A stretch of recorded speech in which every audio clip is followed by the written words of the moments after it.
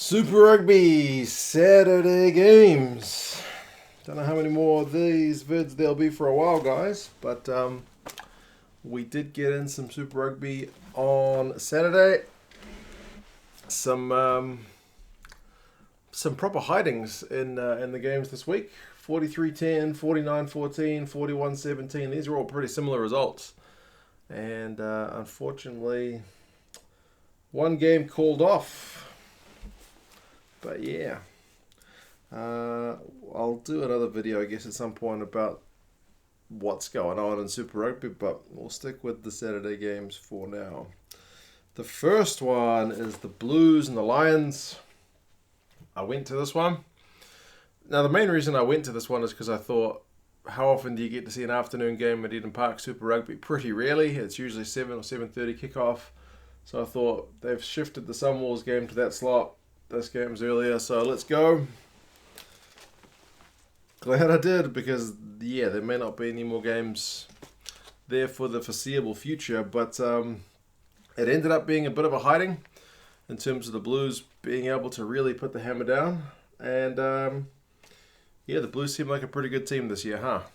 Like, the Lions haven't been impressive, and in past years I could see the Blues like beating a top team and then slipping up against a team which has not been performing well. But the Blues, for the most part, yeah, just did what good teams do and put the lesser team to the sword. It's a pity, really, when you think about it, for the Lions, because they have been such a good team in recent years, but they are looking right now a kind of shadow of their former selves. So yeah, 43-10 for the Blues. Two tries to Rico Iwane. One to Pedofeta, a penalty try, one to Kauli Tuioti, and one to Hoskins Tutu. For the Lions, just the one to Dan Creel. I thought Sam Nock played pretty well in this game. Remember, I was at the game. I haven't seen it on TV yet, so it's... I was down the end where the Blues scored their tries in the first half, and down the end where the Lions didn't score any points in the second half. I probably should have moved at halftime, to be fair. And at halftime, it wasn't that. I mean, it was 22-10. It was the penalty try, which I think was the big killer blow for the Lions, because they'd kicked a penalty and it was 15 points to 10. And then there was a deliberate knockdown call for the Lions. There was a yellow card and a penalty try given. So 22-10, that made it a bit of a killer blow. And then, like I said, then Rico got his try. Kauli Tuioti got one of the tries of the season. Didn't help with the Lions, like Diamani went off early. I think it was Russ in the second half had to get stretchered off. So, yeah, it was a pretty long day at the office for the Lions. They had more possession, 57%, more territory, 59%. But look at the run meters, man. 494 to 195. It was really pleasing to see a Blues team that defensively stood up. And apart from, I guess, at the end, they kind of threw the ball around a bit and blew some other potential chances. I think the Blues definitely took the foot off the gas, but for the most part, they took some really good chances. Blues were tackling at 92%. The Lions were a poor 75%. Blues made 143, Lions 100. The line out for the Blues was 100%, so happy days. Talea, man, 13 defenders beaten. That guy has been a machine for the Blues this year. It's unfortunate he didn't get a try, but he did pick up a try assist. The next game, the Blues were briefly top of the log, by the way.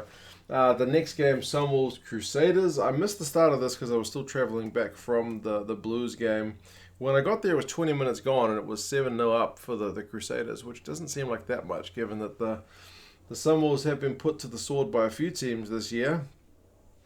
And I saw them get a try to Ben Hine. It was all from a Crusaders line out, not taking their own ball. So that the Sunwolves made it 7 apiece. And at half time, it was fortunate, I guess, for the Crusaders that they got Reese's try like 4 minutes before half time. Bridge with the big cutout pass. So it was 14-7 at half time. And then, yeah, I guess in the second half, the Crusaders just kind of ran away with it. I mean, other tries, Reese got another one, Romano got one, Sione Havili got one, Eno got one, and Burke got one right at full time. The Sunwolves did get another one through April, who looked pretty sharp throughout. But I mean, the Havili try was again one of the tries of the season in terms of the hands in the build-up. Reese made Stolberg look like he was running in mud when he kind of went around him for his try. Hugh Roach got a red card for an elbow in retaliation, which was pretty dumb. He was only like 10 minutes into his Crusaders debut. And they had a yellow card for Reese for a deliberate knockdown. So for a while, it was 15-13 in the Sunwolves' favour. But yeah, the Sunwolves not able to capitalise on that at all. And the Crusaders just, even without some of their big guns, looked far, far too good. Stats, Sunwolves 366 run meters, Crusaders 662, so double pretty much. Possession, Crusaders 63, territory 68. Tackling percentage 86 for the Crusaders, 80 for the Sunwolves, and yet they still conceded 9 on 50 points. Stolberg at one point though, he almost had a kick and regather, which is pretty good for a big lock. He chipped it over, and it was just above his head. Bounce of the ball was a bit cruel for him.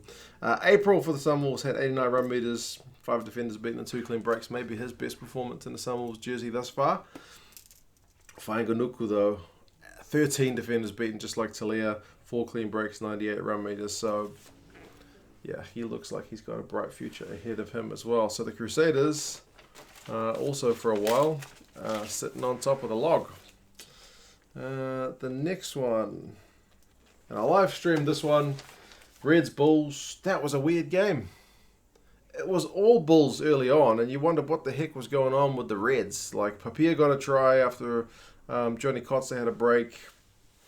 Hegarty missed a penalty. Speckman got one out wide, and I think it was Hegarty that bit in, so he wasn't having a good start, like to open up the space for the Bulls. So he wasn't having a good start.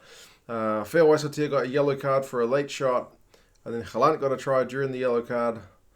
Speckman with the pass that set it up. They attempted a drop goal. It was 17-0 to the Bulls, and it was looking like they were potentially going to run away with it. But they didn't score any points after that Halant try on 17 minutes. And generally speaking, to win rugby games, you need to be scoring for more than just the first 20. Liam Wright got one. Lucas got one. Salakai Loto got one. Mafi, Hoopert, and Tupou, who had a massive game. All scored tries for the Reds. Spate looked busy, and he had a very good game as well for the Reds. So yeah, man, there was some great passing. Like Salakai Loto's try, I think Tupou had some real quick hands there in the setup of it, just slick overall. And I mean, the one thing I guess that let both sides down was probably the goal kicking. 62% for the Reds, 33% for the Bulls. It's pretty poor. So if there's one argument for starting Mornay Stain, it's maybe the goal kicking, but I still think Libok in the future is going to be your guy, unless somebody else comes through. But yeah, I mean, Reds over the course of the game definitely deserved it. I picked them, but not by that much. Not by that much. It was a good comeback. You sometimes think with the young guys, if they're going to go down, maybe their heads will go down and they won't be able to kind of maintain their performance levels. But no, they fought through some adversity and yeah, came back and won the game for the Bulls. Pretty disappointing to let down a 17-0 lead, man. Not score any points for 2/3 of the game, so yeah, disappointing. Run meters 568 to 420, so it's not like the Bulls didn't do any running. Possession, the Reds 60%, territory is 56%, so the Reds did have the overall advantage, but if you look at the two halves, the Bulls dominated possession and territory first half, Reds second half, so it kind of makes sense given the way the scorelines were.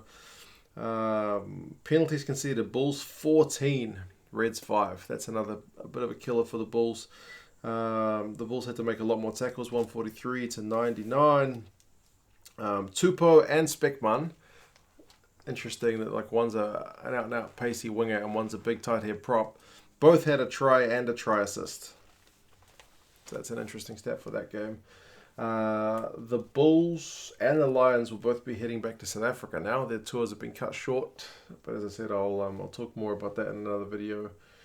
But yeah, if the Reds fans are going to have their last game for Super Rugby for a while, likewise the Blues fans, nice to please your home fans with a pretty emphatic win.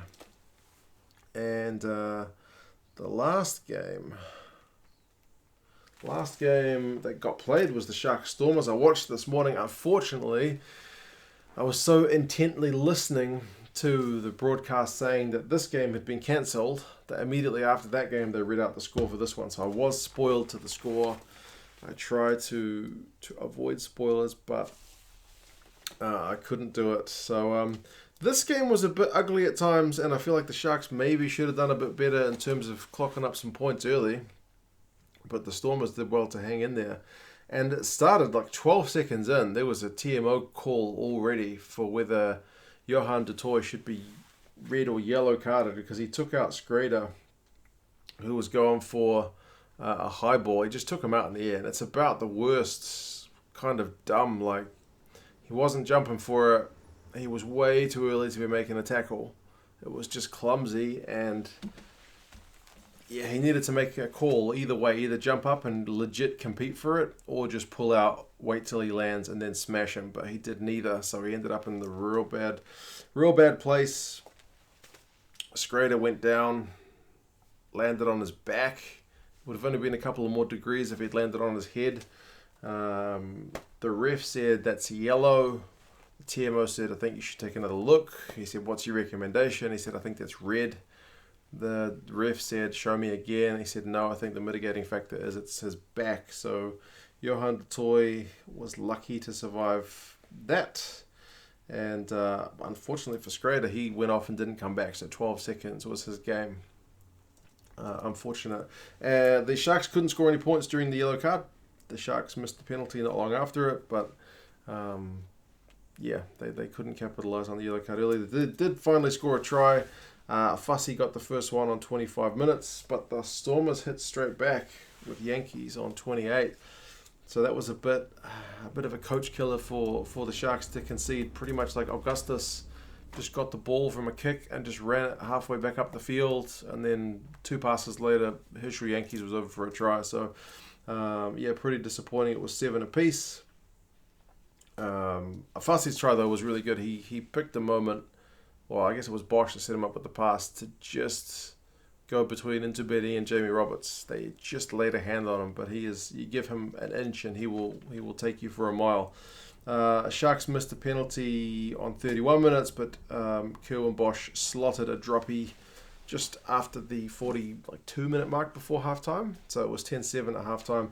And that was an interesting one. Like the Sharks, there was their second attempt for the droppy because Bosch dropped the ball that was passed to him the first time. I think it was passed a bit low from memory.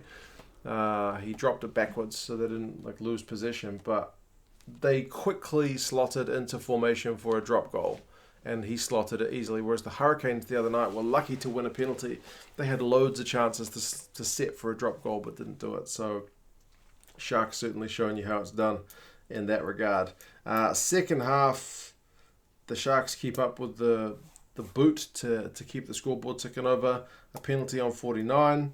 The Stormers had one moment where they tried to mark the ball. I forget which player it was. Tried to mark it as he was kind of sliding into touch, and they said, nah, you were in touch when you got it. So Sharks line out. But the Stormers, believe it or not, when DeVette got his try in 61 minutes, actually went in front. Again, it was Augustus who had a fantastic game for the Stormers. He had a line break and passed the DeVette, and the conversion, they made it 14-13. So the Stormers were actually in front, which was really surprising given the stats of this game were pretty dominant for the Sharks. But the TMO wanted to check one of the passes, which was flat. So it's another time where the ref essentially told the TMO, get out of it. You're not needed. Bosch kicks a penalty, though, on 69 and 74 to make it 16-14, then 19-14. Pimpy gets a try right at the death to make it 24, 2 minutes before, 1 minute before. 24-14 denies the Stormers a losing bonus point. So the Sharks, man, what a season they're having. If they get a chance to continue on this season, they'll be a big threat. Very good crowd, as you guys have mentioned. The side which is in the shade, very, very well filled up. The side which is in the sun, which you probably don't want to sit in, not so much. But yeah, lots of people there. Good crowd. Don't know what the numbers were, but it looked very good. Possession, 63% to the Sharks. Territory, 70% to the Sharks. This is why I'm kind of surprised, man, that they they didn't win by more. Run meters 351 to 197. So they were dominant. Both sides tackled in the 80s, but the Sharks only had to make 58 tackles. 58 is not much. The Stormers 118. Stormers, though, line-out was 100%, whereas the Sharks, that's one area of maybe slight concern. They don't have the best line-out operating efficiency, 81%. Augustus, I mentioned him. He was 14 from 14 tackles. 35 run meters for him was the most of any Stormers player, which is a bit of a concern. Fussy had 100. He always racks up the run meters. I know he's fullback, so he's got more opportunity to run with that space, but he always racks up the run meters. So, yeah, good win for the Sharks. Very good win. They are certainly looking the business thus far this season. And they still look like they can put it up another gear as well. Like I mentioned, this game was called off. They've decided it's a draw. It's going to be 2 points each. With COVID-19 doing its thing, they called this game off. It was going to initially be played behind closed doors. Now it has been totally called off, so it has officially been declared a draw. So we'll watch the situation with the other games. There may be no rugby on for a wee while. I'll read the Sanzar statement and whatnot shortly and do a video to see what the deal is with Super Rugby. But these were the Saturday games. There's still one more game. I suggest you watch it to get your Super Rugby fix in. It's the Brumbies against the Tars. For non-Australian fans, it may not be the most enticing game to watch, but man, you're going to be probably without rugby for a wee while, so it might be one to watch. Anyway, guys, that game still may be called off, but the last I checked, it's going ahead. You guys let me know your thoughts on these games. How good were the Blues? Pretty good. How good were the Crusaders, the Reds, and the Sharks? And it's a pity for these teams that the game couldn't go ahead, but health and safety got to be number one. Anyway, cheers, guys. I'll talk to you soon. See you later.